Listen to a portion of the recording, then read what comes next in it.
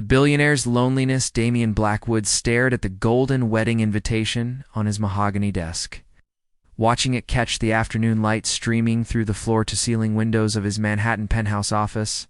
32. He was the youngest tech billionaire in New York, having built his software empire from nothing more than a college dorm room idea. His company, Infinity Solutions, now employed over 10,000 people worldwide. Yet as he held the elegant cardstock between his fingers, he felt more alone than ever. The invitation was from his former college roommate, Trevor Hamilton, who was marrying into one of New York's oldest banking families. +1 required. The elegant script mocked him from the expensive paper. Damian had received hundreds of such invitations over the years, and his response was always the same: attend alone, smile for the cameras, and leave early to avoid the pitying glances from married couples, who wondered why the most eligible bachelor in the city remained stubbornly single. His fingers traced the embossed lettering as memories flooded back. The last time he had trusted someone completely was 5 years ago, when his fiancée Catherine had left him 3 days before their wedding. She had taken his heart and a significant portion of his business secrets to his biggest competitor. The betrayal had cut deeper than any business loss ever could. Since then, Damian had built walls around his heart higher than the skyscrapers surrounding his office. A soft knock on his door interrupted his brooding thoughts. "Come in," he called, hastily sliding the invitation into his desk drawer. Rosalie Winters entered with her usual grace, carrying his afternoon coffee and a stack of documents requiring his signature. At 28, she had been his executive assistant for 3 years. And in that time, she had become the one person he trusted, implicitly. Her chestnut hair was always perfectly styled, her professional attire impeccable, and her efficiency unmatched. What Damian didn't know was that Rosalie had been secretly in love with him since her second week on the job. "We're 4 o'clock.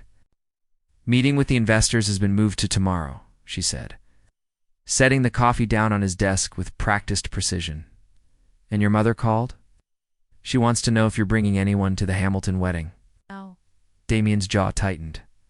His mother, Patricia Blackwood, had been relentlessly trying to set him up with suitable women from their social circle ever since Catherine's departure. "Tell her I'll be attending alone, as usual," he said curtly. Rosalie nodded, but something in her expression caught his attention. There was a flicker of disappointment in her green eyes, before she quickly masked it with professional composure. For a moment, he found himself studying her face, noticing details he had somehow overlooked despite their daily interactions. The way her eyes crinkled slightly when she smiled, the small scar above her left eyebrow from a childhood accident she had mentioned once, the way she unconsciously tucked a strand of hair behind her ear when she was nervous. "Is there anything else you need?" she asked, and her voice held a gentleness that made something in his chest tighten. "No, that will be all," he replied, forcing himself to look away and focus on his computer screen.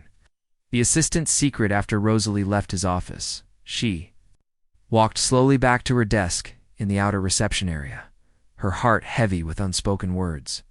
She had overheard enough of his phone conversations with his mother to know about the wedding. And like every other social event, he would attend alone. Part of her had fantasized about him asking her to accompany him, even if it was just for appearances, but she knew that was foolish thinking.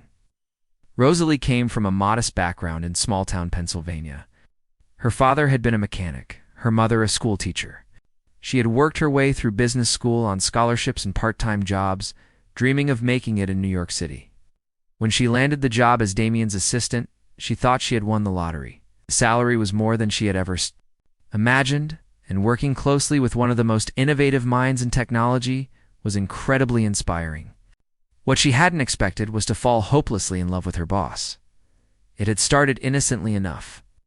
She admired his brilliance, his dedication to his employees, and his quiet acts of charity that he never publicized. She had seen him personally call the family of an employee who was in the hospital, ensuring they had the best medical care and that their salary continued during the recovery period. She had watched him work 80-hour days, not for the money, but because he genuinely believed his software could make people's lives better. But it was the glimpses of vulnerability that had truly captured her heart. The way his shoulders sagged when he thought no one was looking, the exhaustion in his eyes after difficult board meetings, the loneliness that he tried so hard to hide behind his success. She wanted nothing more than to comfort him, to show him that not everyone would betray his trust. Her phone rang, pulling her from her thoughts. Damien Blackwood's office. This is Rosalie speaking. Rosalie, dear, it's Patricia Blackwood. Is my son available? Rosalie's stomach fluttered nervously. Damien's mother was a formidable woman who had never quite approved of her son's choice in assistants. Patricia believed that executive assistants should be older, more matronly women who wouldn't be a distraction. She had made several not-so-subtle suggestions that Damien should consider replacing Rosalie with someone more appropriate. He's in a meeting right now, Mrs. Blackwood. May I take a message? Tell him I've arranged for him to meet Penelope Ashford at the Hamilton wedding. She's a lovely girl from a wonderful family, and I think they would make a perfect match. Rosalie's heart sank, but she kept her voice professional. I'll give him the message, said Rosalie. Patricia's voice took on a sharper tone. Please, make sure he gets it. It's time my son settled down with someone suitable. After hanging up, Rosalie stared at the message she had written, each word feeling like a small knife to her heart. Knew she had no right to feel jealous. Damien was her boss, nothing more. He lived in a world of private jets and charity. Galazwa, she took the subway and shopped at discount stores. They were from completely different worlds. The moment of truth the next morning, Damien arrived at the office earlier than usual, his mood darker than the storm clouds gathering outside. He had spent the night tossing and turning, haunted by dreams of Catherine's betrayal and his mother's. Disappointed sighs. The wedding was in 2 weeks, and he was dreading every moment of it. Rosalie was already at her desk when he arrived, which didn't surprise him. She was always the first one in and the last one to leave, her dedication to her work matching his own. She looked up as he passed, offering him a warm smile that inexplicably made his bad mood lift slightly. Good morning, she said softly. Your coffee is ready, and I've organized the contracts for the Mitchell deal in order of priority. You, he replied, accepting the coffee gratefully. She had memorized exactly how he liked it, strong with just a hint of cream and no sugar. It was a small thing, but it represented the kind of attention to detail that made her invaluable to him. As he settled into his office, Rosalie followed with her tablet and the day's schedule. Your mother called yesterday? She said reluctantly. She wanted me to tell you that she's arranged for you to meet someone at the Hamilton wedding. Penelope Ashford. Damien's jaw clenched, and he set his coffee down harder than necessary. Did she now? I'm sorry, Rosalie said quickly, sensing his anger. I know you don't like her interfering, but she seemed quite insistent. My mother, Damien said through gritted teeth, seems to think that my personal life is her responsibility. She's been trying to marry me off to every eligible woman in New York since Catherine left. Rosalie felt a pang of sympathy for him. She had witnessed several of these awkward setups over the years, watching him politely endure dinner conversations with women who were clearly more interested in his bank account than in getting to know him as a person. Perhaps, she said carefully, you could tell her you're already seeing someone. Damien looked up sharply, something flickering in his dark eyes. And who would I be seeing? The words hung in the air between them, charged with possibility. Rosalie felt her cheeks burn with embarrassment at her own boldness. I just meant hypothetically, if you told her you were in a relationship, she might stop the matchmaking attempts. For a long moment, Damien studied her face with an intensity that made her heart race. She could see him thinking, calculating, and she held her breath, wondering what conclusion he would reach. Rosalie, he said slowly, what if it wasn't hypothetical? Her eyes widened in surprise. What do you mean? What if I told my mother I was bringing someone to the wedding, someone I've been seeing quietly to avoid media attention?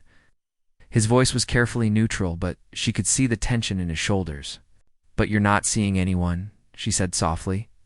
No, he agreed, standing up and moving to the window, his back to her.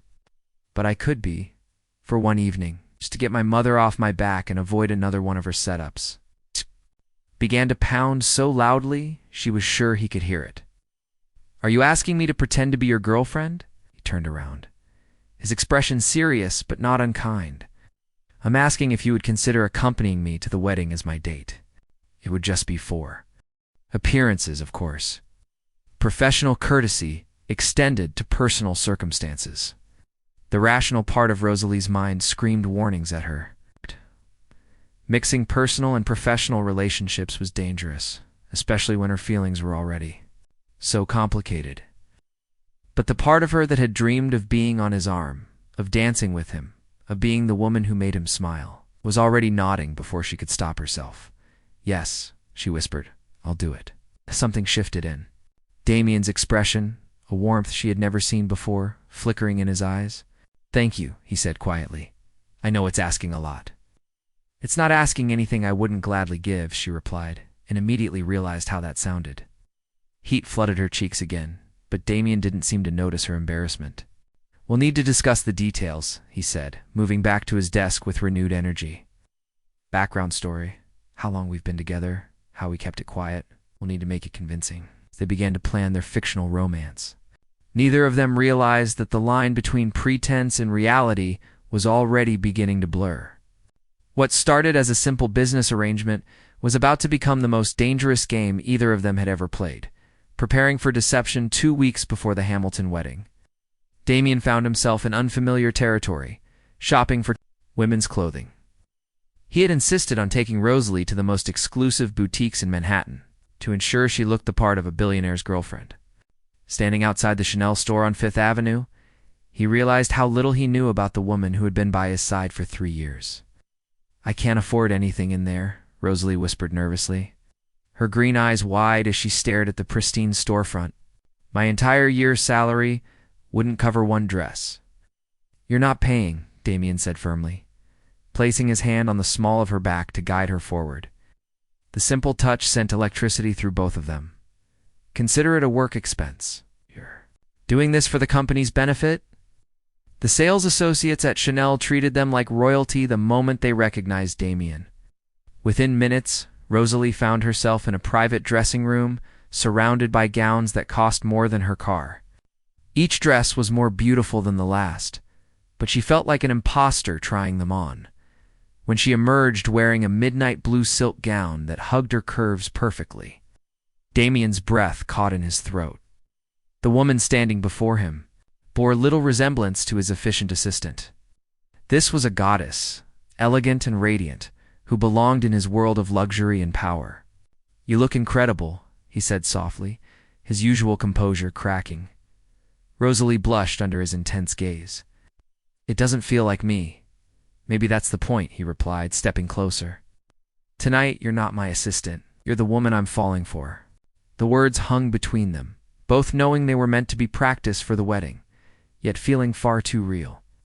Rosalie's heart raced as she met his eyes in the boutique's mirror, seeing something there that made her wonder if this was still just pretense. After purchasing the gown and accessories, they moved to the next phase of their preparation, creating their love story. Over dinner at an intimate restaurant in Soho, they crafted the details of their fictional romance with the precision of a business merger.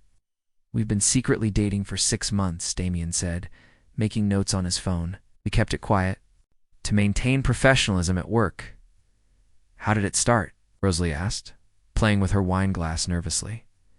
Damien looked up from his phone, his dark eyes searching her face. "It was gradual," he said, his voice dropping to a more intimate tone. "Small moments? Well, you always knew exactly what I needed before I asked.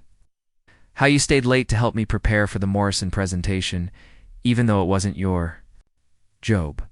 The night I found you crying in your office after your father's surgery, and I realized how much I cared about your happiness." Rosalie's eyes widened in surprise. She remembered that night vividly. Her father had undergone emergency heart surgery, and she had been terrified of losing him. She thought no one had seen her breakdown, but apparently Damien had noticed more than she realized. "You remember that?" She whispered. "I remember everything about you," he said quietly, and for a moment the pretense fell away completely. Sat in charged silence, both aware they were crossing into dangerous territory. Damien cleared his throat and returned to his notes. The first kiss happened in the office elevator after the Morrison deal closed. No one else was around. The tension finally broke, and we couldn't resist anymore. "That's very detailed," Rosalie observed, her cheeks flushed. "It has to be believable," Damien replied, though his voice was rougher than usual. My mother will interrogate you thoroughly. She has a talent for detecting lies. It's a first test 3 days before the wedding. Damien's mother insisted on meeting Rosalie over lunch at the exclusive Plaza Hotel. Patricia Blackwood was a formidable woman in her 50s, with silver hair perfectly styled and eyes that missed nothing. She had built a reputation in New York society for her charity work and her ability to spot social climbers from miles away. Rosalie arrived wearing a conservative but elegant dress that Damien had chosen for her hands trembling slightly. As she approached the table where Patricia waited, she had met Damien's mother briefly during office visits, but this was entirely different. Now she was being evaluated as a potential daughter-in-law. Rosalie, dear, Patricia said with a smile. That didn't reach her eyes. How lovely to finally have a proper conversation. Damien has been quite secretive about your relationship. We wanted to keep things private initially, Rosalie replied, channeling every acting class she had taken in college. The business world can be complicated when personal and professional lives intersect. Indeed, Patricia nodded, signaling the waiter for champagne. Tell me about your family, dear. Where are you from? This was the moment Rosalie had dreaded. I grew up in a small town in Pennsylvania. My father was a mechanic, and my mother taught elementary school. They're both retired now. Patricia's smile tightened almost imperceptibly. How quaint. Your education? I graduated from Penn State with a degree in business administration. I worked my way through school with scholarships and part-time jobs. Self-made, Patricia observed, her tone carefully neutral. And when did you know you had feelings for my son? Rosalie's heart pounded, but she had prepared for this question. It wasn't a sudden realization, she said honestly. Working closely with Damien, I got to see sides of him that others don't. His compassion for his employees, his dedication to innovation, the way he genuinely cares about making the world better through technology. I fell in love with the man behind the headlines. For the first time, Patricia's expression softened slightly. He's never brought a woman to meet me before, she said quietly. Not since Catherine. I know about Catherine, Rosalie said carefully. Damien told me what happened. I understand why he was hesitant to trust again. And yet he trusts you? Met Patricia's gaze steadily. I would never betray that trust. Your son means everything to me. The words were supposed to be part of their act, but as they left her lips, Rosalie realized they were completely true.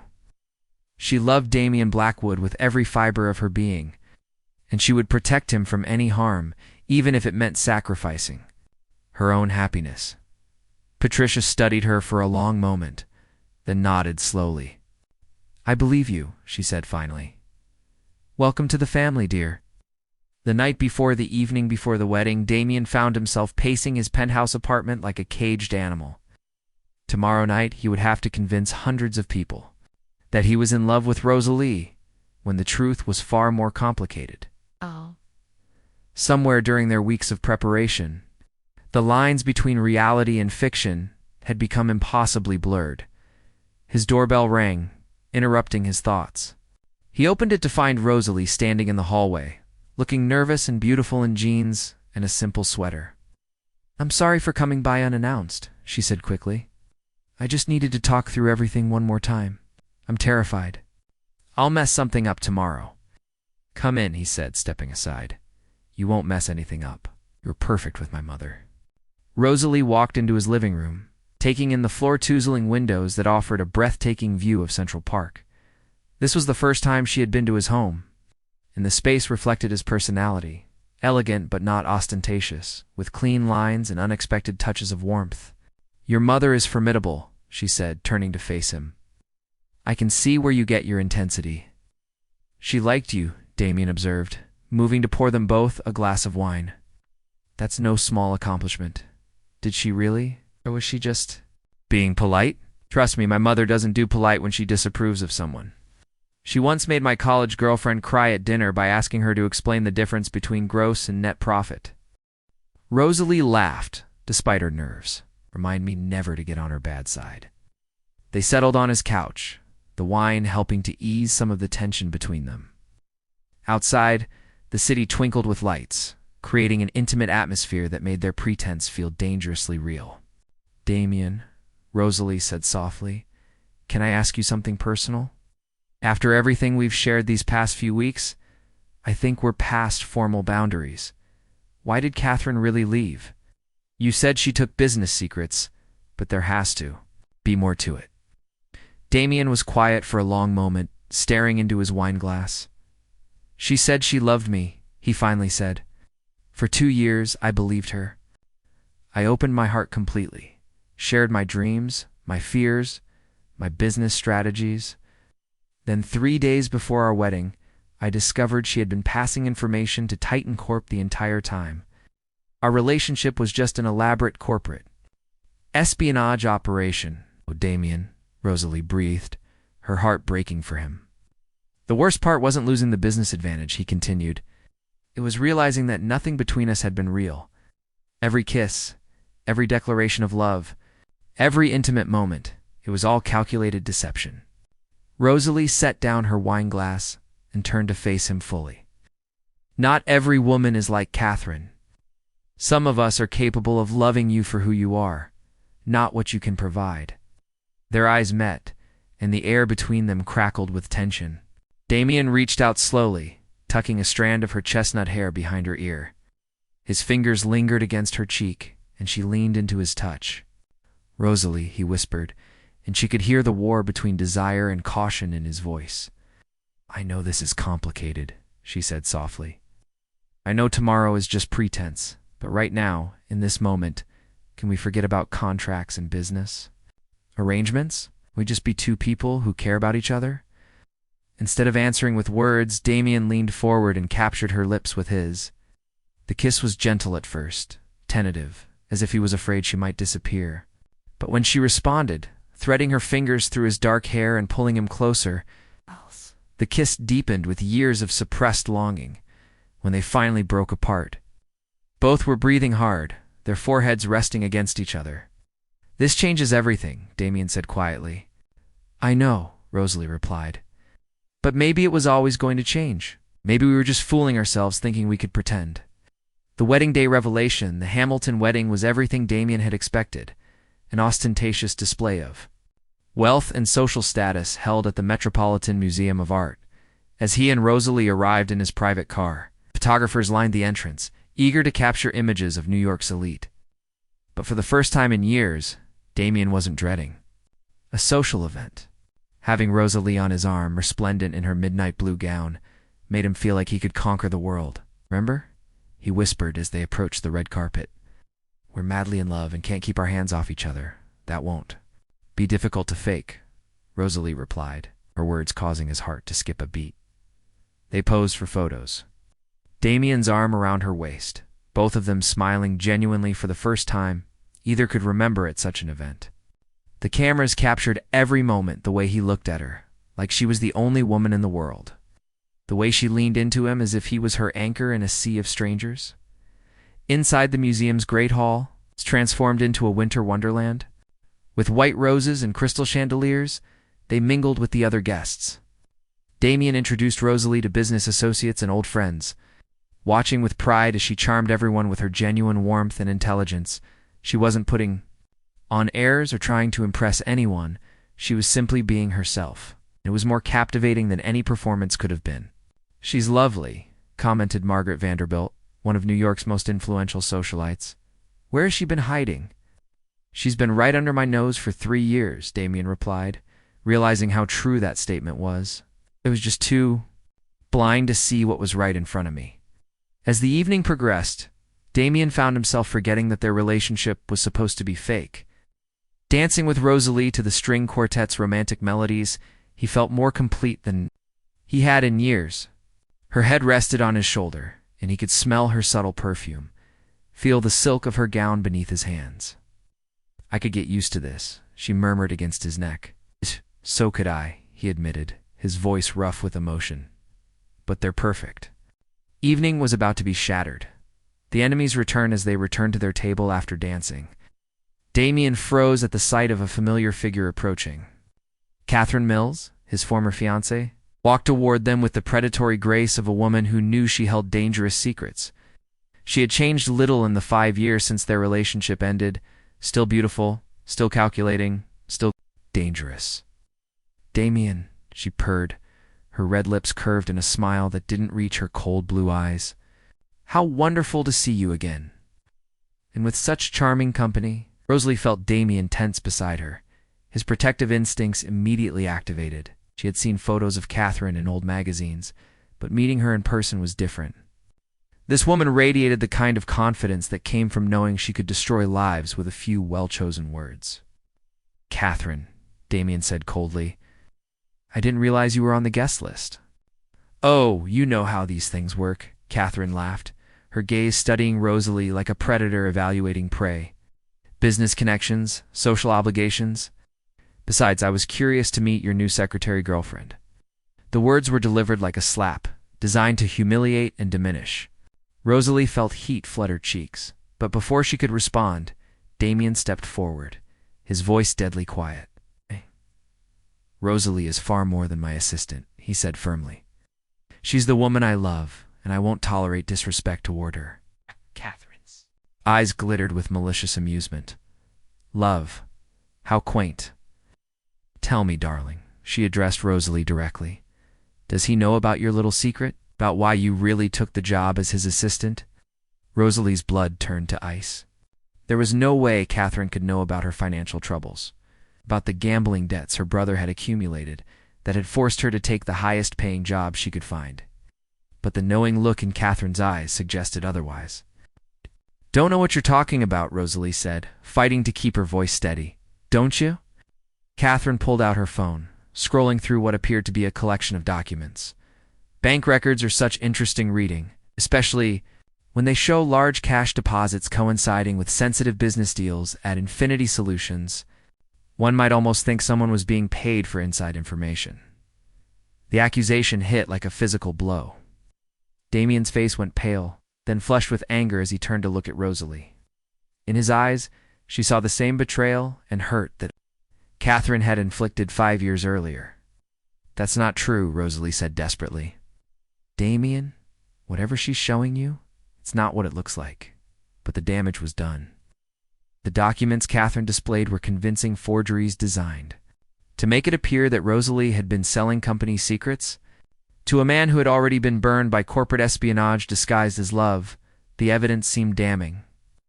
"History does repeat itself," Catherine said with satisfaction. "Though I must admit, I'm surprised you fell for the same trick twice.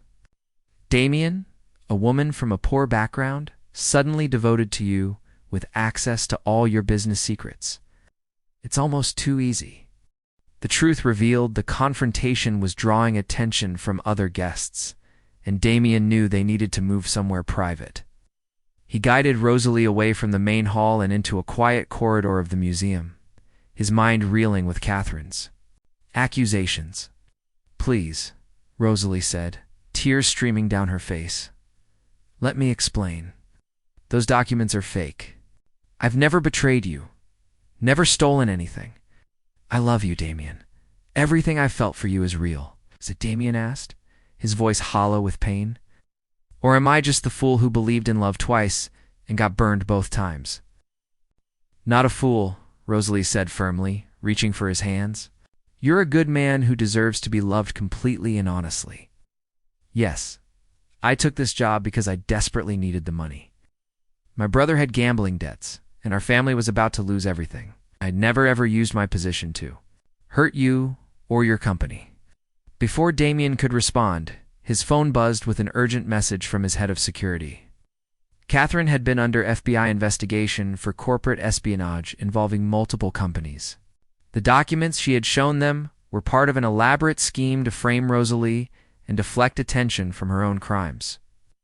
As the truth sank in, Damien felt a different kind of emotion wash over him. Not betrayal, but relief, followed immediately by guilt for doubting the woman he had come to love. "I'm sorry," he said, pulling Rosalie into his arms. "I should have trusted you. I should have known that everything about us was real." "It is real," she whispered against his chest. "Every moment, every feeling, every touch, it's all been." Real for me from the beginning. It's the happy ending 6 months later. Damien stood at the altar of the same church where his nightmare had begun. At this time, everything was different. This time he wasn't alone. Rosalie walked down the aisle toward him in a gown that made her look like an angel, her father proudly escorting her toward the man who had won her heart completely. The wedding was smaller than the Hamilton affair, attended only by close friends and family. Damien's mother sat in the front row, tears of joy streaming down her face as she watched her son marry a woman who loved him for who he was, not what he possessed. Catherine had been arrested 2 days after the Hamilton wedding, her years of corporate espionage finally catching up with her. The FBI had used her attempt to frame Rosalie as the final piece of evidence they needed to build their case. Justice, Damien reflected, sometimes came in unexpected ways. As they exchanged vows, Damien looked into Rosalie's green eyes and saw his future not just as a successful businessman, but as a man who was completely, utterly loved.